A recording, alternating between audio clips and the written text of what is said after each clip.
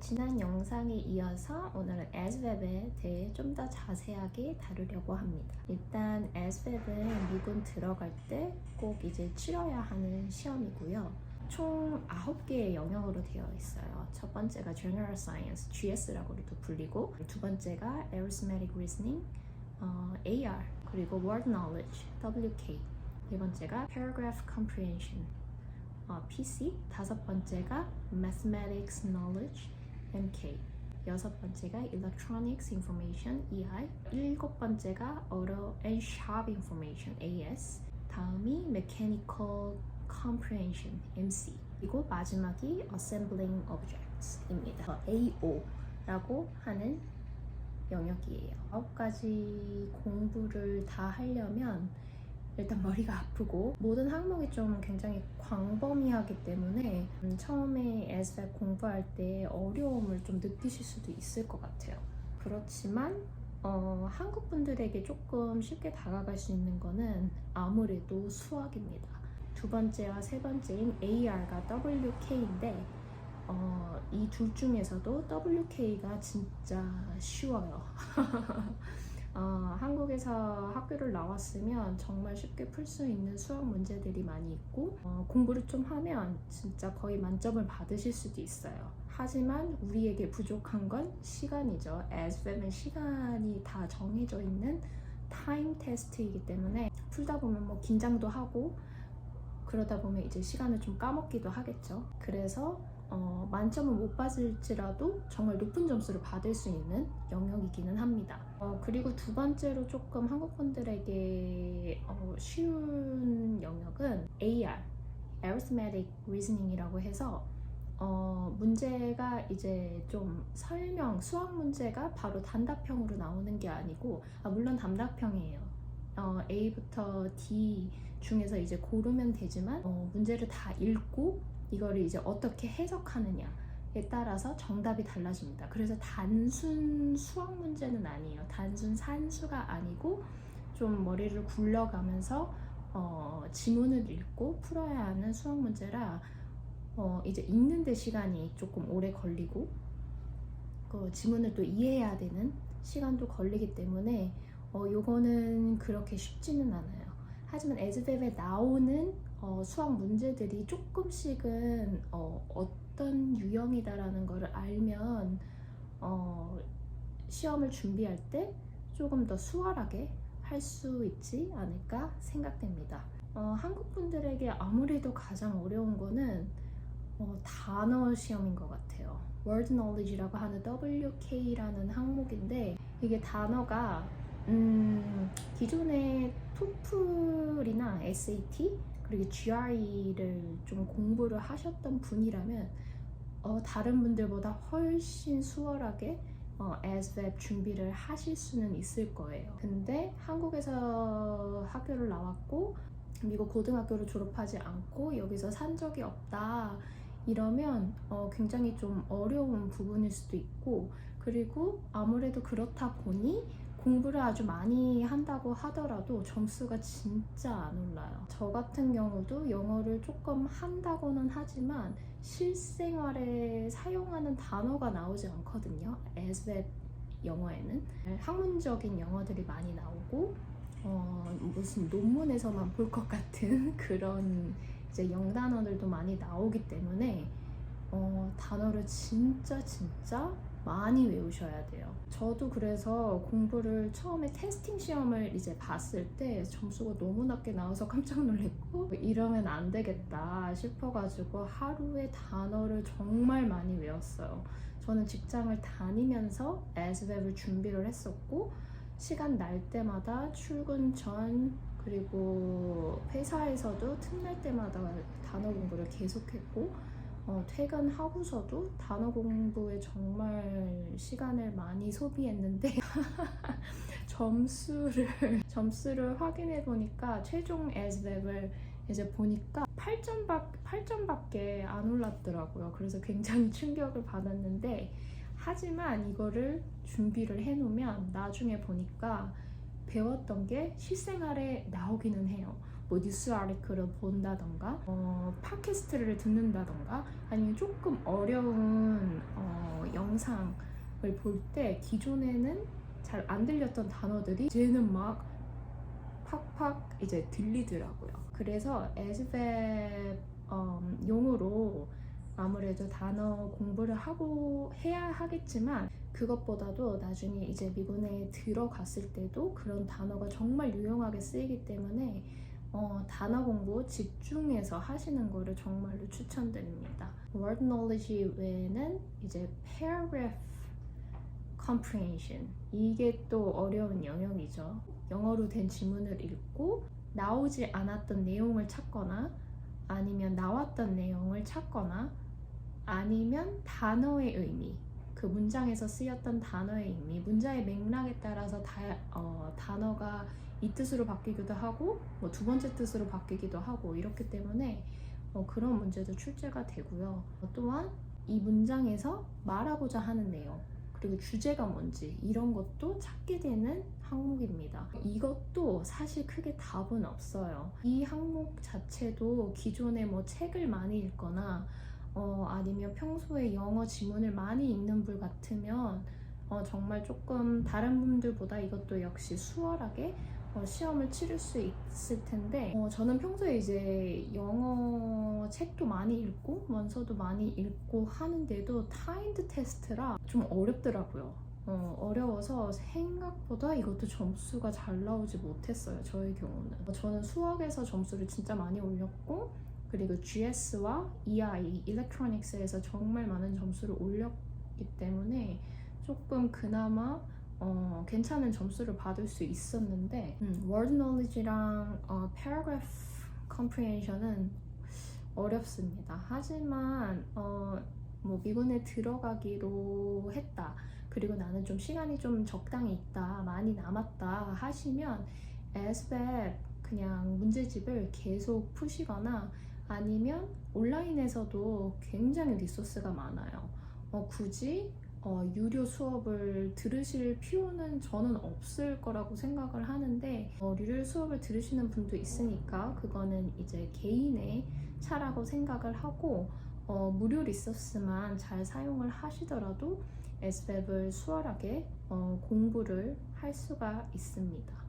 그리고 문제집, 책으로 이렇게 해서 푼 거는 SBEP for Dummies 정말 좋은 책이고 Kaplan 책을 한번 또 훑었어요. SBEP for Dummies는 모두가 추천하는 SBEP을 위한 활용서인데 카플란 책보다는 굉장히 쉬워요. 카플란은 정말 어렵습니다. 사실 저는 개인적으로 두 책을 정말 다 보시기를 추천을 하고 SBEP for Dummy는 먼저 1차로 한번 쭉 읽고 문제집 다 푸신 다음에 그 다음에 카플란 책으로 넘어가시길 추천합니다. 처음부터 카플란 책으로 공부를 하시면 약간 SBEP에 대한 거부감이 조금 들 수도 있어요. 저도 약간 그런 느낌이었기 때문에 SBEP for Dummies로 먼저 공부를 하고 그 다음에 카플란 책으로 두 번째 공부를 했던 것 같아요. 두 개의 책이 조금 뭐 장단점이 있어요. 그래서 본인이 원하는 책 하나만으로 하셔도 되지만 하나 가지고 좀 부족할 것 같다. 그러면 당연히 두 개 책을 모두 보고 유튜브도 보시고 다른 온라인 리소스도 많이 활용을 하시기를 적극 추천합니다. 그 SBEP 시험 시간은 full SBEP을 보시면 최대한 3시간 30분 정도 걸리는 걸로 알고 있어요. 이게 예전에는 직접 종이로 종이 테스트, 페이퍼 테스트여서 모두가 동시에 시작을 하고 동시에 끝났는데 이제는 computerized 된 컴퓨터 테스트라 내가 그냥 빨리 풀면 나는 먼저 집으로 갈 수 있는 시험이에요. 천천히 그냥 풀로 주어지는 시간에 다 푼다 하시면 한 3시간 반 정도 걸리실 수도 있고 나는 뭐 엄청 이 시험이 너무 쉬워서 금방 풀 수 있다 그러면 뭐 2시간 만에 풀 수도 있고 뭐 1시간 반 만에 풀 수도 있고 그거는 이제 자유입니다. 제가 직접 에스웹을 맵스에 가서 치러보니까 저도 파이캣을 보고 그 다음에 파이캣 점수 베리피케이션을 못해서 풀 에스웹으로 넘어갔을 때 보니까 수학 문제를 풀 때 제가 시간이 진짜 많이 남았었어요. 그 산수 문제 풀 때 시간이 많이 남았고 그리고 한 문제가 약간 조금 아리까리 해서 좀 잡고 있었어요. 그랬더니 갑자기 레드 스크린이 뜨는 거예요. 그러면서 그냥 시험이 정지가 되는? 그래서 이게 뭐지? 아무도 나한테 이런 거 있다고 말해주지 않았는데. 그래서 이제 손을 들고 거기 시험관한테 이 레드 스크린 뭐냐 했더니 수학 문제 같은 경우는 이렇게 한 문제에 너무 오랜 시간을 잡고 있으면 이렇게 레드 스크린이 뜬다. 그리고 레드 스크린이 이렇게 여러 번 뜨면 그때 당시 한 4번인가 5번 뜨면 아예 에스웹을 끝낼 수 없는 뭐라고 하죠? 그래서 시험을 볼 수 있는 자격 박탈까지 갈 수 있다고 그래서 그때 이후로 너무 제가 정말 긴장을 많이 해가지고 시험 문제를 보는지 아니면 풀고 있는지 레드 스크린이 뜰까봐 정말 조마조마하면서 3시간 30분을 시험을 봤던 기억이 있습니다. 그래서 수학 문제 푸실 때 되도록 빨리빨리 풀어나가는 게 시간이 있더라도 빨리빨리 풀어가는 것을 추천드립니다. 그리고 실제 시험장에 가시면 스크래치 페이퍼를 줘요.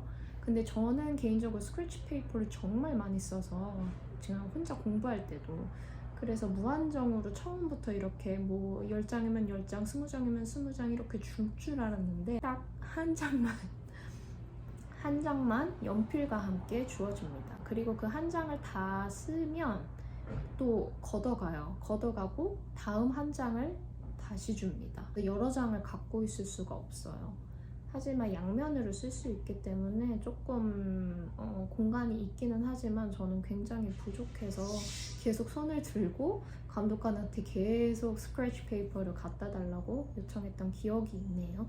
그리고 이렇게 에스웹의 9개의 영역 중에 가장 중요한 영역은 맨 처음에 4가지 영역이에요. WK, PC, MK, AR 이 4가지 영역을 에스웹에서 AFQT라고 부르는데 이 사람이 미군에 들어와서 적응을 잘하고 모든 매티리얼을 잘 읽고 이해할 수 있는지 이거를 판단하는 기준이라고 들었어요. 그래서 이 점수를 기준으로 이제 전체 점수, 라인 스코어가 이제 결정이 되는데 하지만 아무리 AFQT가 중요하다고 하더라도 나머지 과목을 아예 무시할 수는 없어요.